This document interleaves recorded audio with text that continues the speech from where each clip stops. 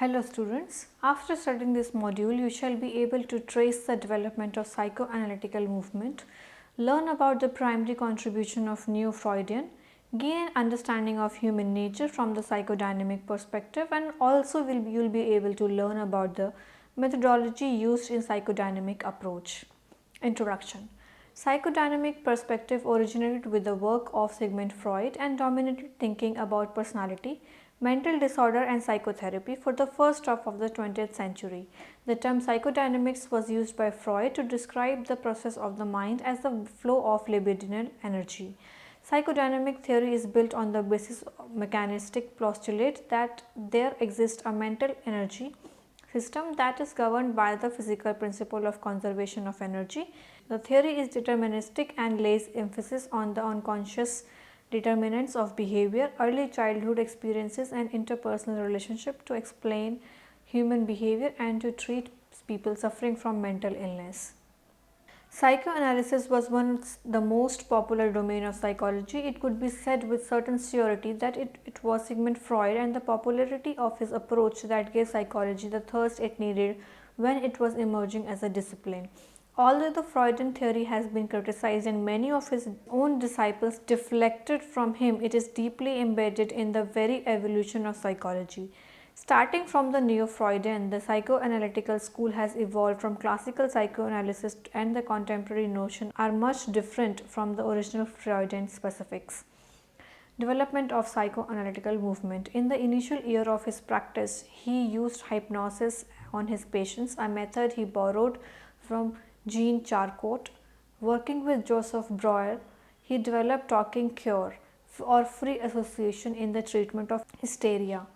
The use of free association eventually led Freud to theorize about unconscious and the concept of repression. He developed dream analysis as a means of tapping into the unconscious realm. These were the beginnings of his newfound psychoanalysis. Freud engaged in self-analysis, delving into his own dream, emotions and memories. This reflection convinced him of the importance of infantile sexuality and led to the development of psychosexual stages and the concept of Oedipus complex. Then he began to develop the levels of consciousness and the structure of personality. Freud regularly delivered lectures at the University of Vienna and his ideas began to gather followers. A small group of interested physicians began to gather in his apartment every Wednesday, and this came to be known as the Wednesday Psychological Society.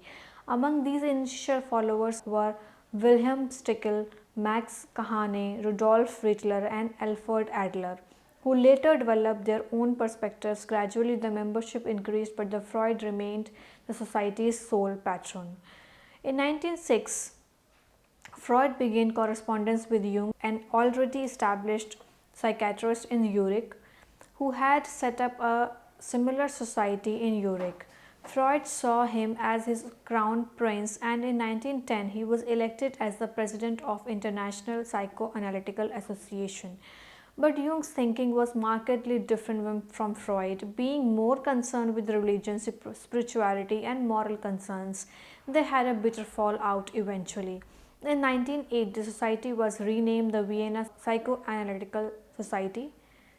As the research became international, the first International Psychoanalytical Congress was held in April 1908. The first Journal of Psychoanalysis was launched in 1909 with Jung as its editor. Freud gave a series of lectures in the United States in 1909, which marked the spread of psychoanalytical movement to the continent. Freud remarked to Jung, who was touring with him, "They do not realize that we are bringing them the plague." The event attracted much attention and led to the founding of the American Psychoanalytical Association by James Buttman in 1911. Now, Neo-Freudian psychoanalysis. The psychoanalytical tradition was carried forward by several followers of Freud, some devoid and remaining true to his classical theory, and others who initially propagated his work but later disagreed with him. Some were bothered by Freud's emphasis on the importance of sexuality and the idea that sexual issues are important even in infancy. Others raised concern about Freud's overemphasis on the unconscious process, or with the fact that he did not give enough attention to the ego. Several early members of the movement who shrewd away established their own factions. The Neo-Freudians include Alfred Adler, Melanie Klein, Karen Horney, Otto Rank, Sandor Francis, Hans Hartmann, Erich Fromm, and Harry Sullivan, among others. Some of these personalities went on to develop their own substantial theories, markedly different from Freud's, and offering new insights into the human unconscious and psyche. New Freudians, broadly speaking, made of the following changes in Freud's psychoanalytical view of personality.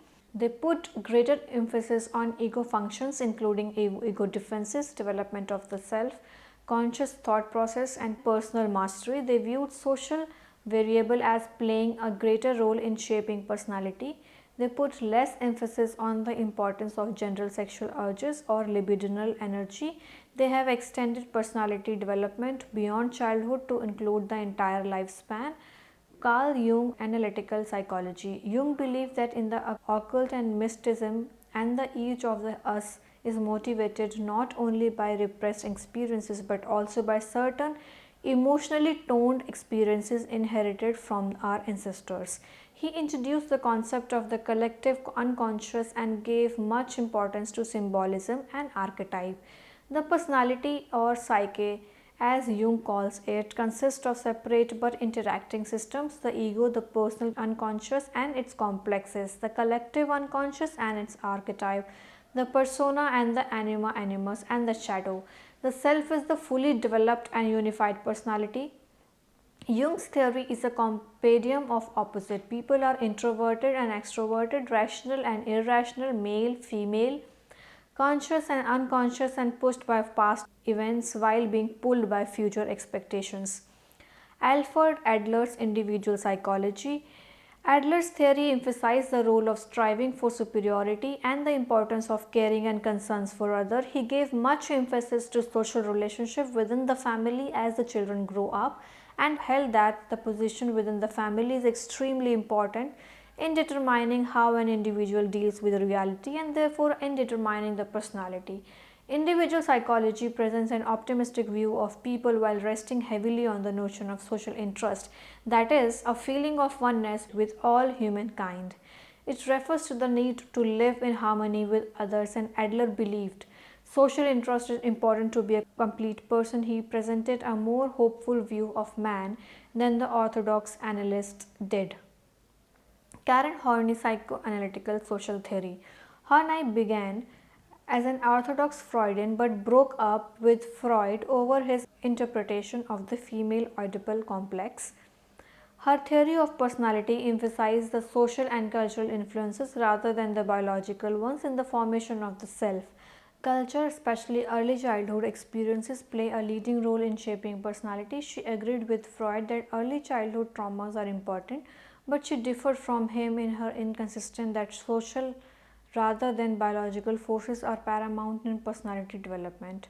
According to her, child whose needs for love and affection have not been satisfied during childhood develop basic hostility towards their parents and as a consequence suffer from basic anxiety. Erich Fromm's humanistic psychoanalysis.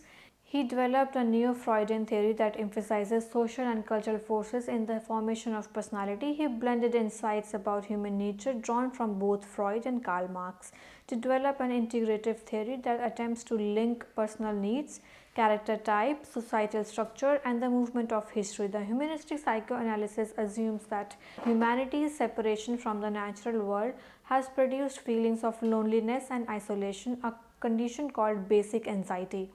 Fromm's basic thesis is that modern day people have been torn away from their prehistoric union with nature and also with another, yet they have a power of reasoning, foresight, and imagination. This combination of lack of animal instinct and presence of rational thought make human the freaks of the universe. Self-awareness contributes to feeling of loneliness, isolation, and homelessness. To escape from these feelings, people strive to become reunited with nature and with their fellow human beings. Harry Stack Sullivan's interpersonal theory. He believed that people develop their personality within a social context. Without other people, human would have no personality. He insisted that knowledge of the human personality can be gained only through the scientific study of interpersonal relations. He came up with an interpersonal theory of personality that focused on how people cope with anxiety, by developing a self-esteem in infancy and how they seek to overcome loneliness in later childhood through deep intimacy with friends. He emphasized the importance of various developmental stages: infancy, childhood, the juvenile era, the pre-adolescence, early adolescence, late adolescence, and adulthood. How the person's ability to establish intimacy with another person at each of these stages determine the development of the personality. Now, Erik Erikson's psychosocial theory. The stages of psychosocial development that spans the entire life vis-a-vis until adulthood, as proposed by Freud, is a model of development that gained widespread influences. These are 8 successive stages. At each stage, a specific psychosocial struggle contributes to the formation of personality. He also introduced the concept of identity and generativity into the study of personality. Erikson differed from Freud in his conceptualization of developmental stages, not only by conceiving it as a lifelong process but also placing more emphasis on both social and historical influences. Ego psychology, Anna Freud and Heinz Hartmann. Anna Freud applied psychoanalytical principle to treatment of children and expanded psychoanalytical understanding of defense mechanism.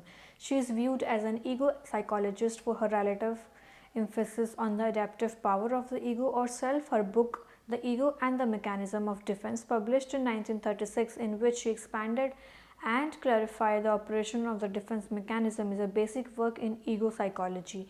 Even though Freud did give an idea of defense mechanism, the credit for the full development and articulation of the topics goes to Anna Freud.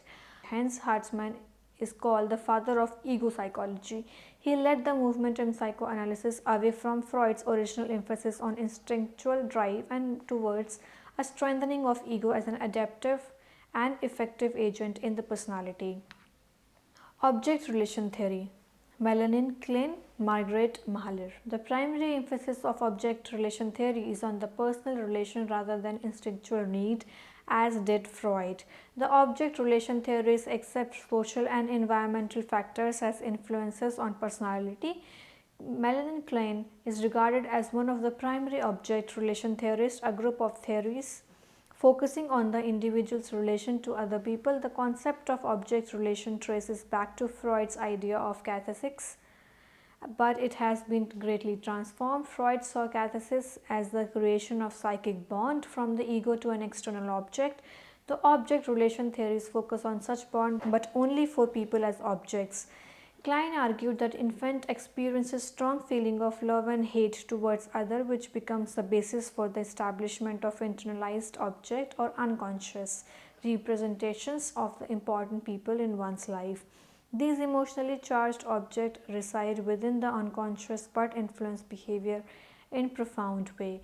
Margaret Mahler was primarily concerned with the psychological birth of the individual that take place during the first 3 years of life, a time when a child gradually surrenders security for autonomous. She delineated the process of separation or individuation during this crucial stage. She introduced the term psychological birth, which meant the child becomes an individual separate from his or her primary caregiver, an accomplishment that leads ultimately to a sense of identity. Heinz Kohut's self-psychology. He emphasized the process by which the self evolves from a vague, undifferentiated image to a clear and precise sense of individual identity. His theory resembles the object relation theories, and he focused on the early mother-child relationship as the key to understanding later development. He believed that human relatedness, not innate instinctual drives, is at the core of human personality. As can be seen, these theories widened the reaches of the psychoanalytical tradition beyond Freud's original panorama and strengthened its evolution into a major school of psychology. Now, basic understanding of human nature. The psychodynamic school has offered a wide array of viewpoints regarding personality and its development. There is a lot of theoretical dissonance among various psychoanalysts, and there are differences even within Freud's own complexly constructed theories. Despite these, we can identify some salient features of the psychodynamics theory that rest upon a common basic understanding of human nature. Emphasis on the unconsciousness. A primary common assumption is that of the unconscious. Human behavior is determined not only by conscious thoughts and efforts. In fact, the major determinant of behavior and the conflicts that precipitate anxiety in our lives are beyond our consciousness. Dynamic libidinal energy system. Personality is seen as energy system as there is an exchange and transformation of energy within the personality. This exchange of libidinal energy follows the principle of conservation of energy and forms the basis of Freud's theory. It states the total amount of energy in any given physical system is always constant. Energy quanta can be changed but not annihilated, and consequently when energy is moved from one part of the system, it must reappear in the another part. Freud borrowed the idea from Ernst Bloch, an influential contemporary. All behavior is determined by the interplay of interpsychic events. McAdams says all human behavior and experiences is determined by forces over which we have little control. These powerful forces exist within us. For the most part, it can typically be tracked back to primitive and basic issues rooted in the childhood. Anxiety and conflict. Human life and experience is written with anxiety that arises due to the constant conflict between the unconscious forces and the determinant of behavior. The viewpoint assumes a negative outlook where life is full of anxiety and misery, and humans are essentially helpless beings, have no control over the unconscious forces that renders their lives so. The only way we can help ourselves is through the method of psychoanalytical interpretation, by which we can gain at least some insight about our most pertinent unconscious issues and overcome challenges in our lives that precipitate on account of these influence of childhood experiences on development of adult personality. Psychodynamic theory gives emphasis to childhood experience in shaping up the behavior and personality of an adult. In Freudian theory is explicitly stated through the psychosexual stages of development. Erikson theory also gives development in stages, and the early years are conceptualized as having major influences on how development will occur throughout lifetime. Other theorists may not have been so explicit in terms of the importance of the childhood experiences, but their theories do incorporate some elements, and for instance, Adler's notion of order of birth and sibling rivalries. To summarize, according to the psychoanalytical tradition, all human beings are self-conscious, social beings wrestling with the intractable conflicts that pervade our world and inhibit our minds. Methodology. Let us now examine the methodology in classical psychoanalysis and how it led to the development of Freudian theory. Freud, based on his clinical observation and in-depth studies, was convinced that intrapsychic events played an important role in motivating behavior. These may be aware to the person or to the unconscious level. He initially used therapeutic methods like electrotherapy, then hypnotic suggestions, and later the cathartic method. He believed that every human has a cause and a purpose that can be unearthed by employing techniques like dream analysis, hypnosis, and free association. Free association is the major therapeutic process in which the patient says whatever comes to his or her mind without censoring it in any way. He believed that through his uncensored talking, the secret of unconscious would be gradually revealed. The person is encouraged to say anything aloud as thought arises in the mind, regardless of whether it is illogical, inappropriate, embarrassing, or seemingly unimportant. Freud believed that important insight could be gained about personality by analyzing the individual's dream. A major process of dream analysis is translating the manifest content of a dream into its latent or unconscious meaning. Some symbols in dream are idiosyncratic, that is, in order to understand them, you need to know about the meaning of dreamer himself attaches to those symbols. Other symbols are more universal. These techniques were initially intended by Freud as a therapeutic means to treat his patients with hysteria and neurosis. Later on, the methods came in hand of the development of his theory, since much of it had to do with the unconscious. He primarily studied mental disorder and went on to the analysis of the etiological factors. That etiological research shed light on child psychology and the laws of human growth and development. Then came a general theory of personality dynamics, then a study of human nature through the ages, and a theory that deals with the impact of society, cultures, religion, or personality. Ultimately, psychoanalysis, originally meant as a psychotherapeutic technique, became a psychological system of thought. Now, summary. The psychodynamic domain constitutes the body of theories that have evolved From and including the classical psychoanalysis of Sigmund Freud, we have traced the development of psychoanalytical movement, how it began with a few members and grew into an international association, eventually spreading to the US. The followers of Freud and the Neo-Freudian dealt with their disagreements with Freud by recasting his ideas into their own words and also widening the breadth of the school, thereby collectively instituting the psychodynamic approach. The psychodynamic approach, although comprising of several different theories with quite different ways of conceptualizing the human psyche, have some common basic assumptions and postulates by virtue of which they belong to a psychodynamic school.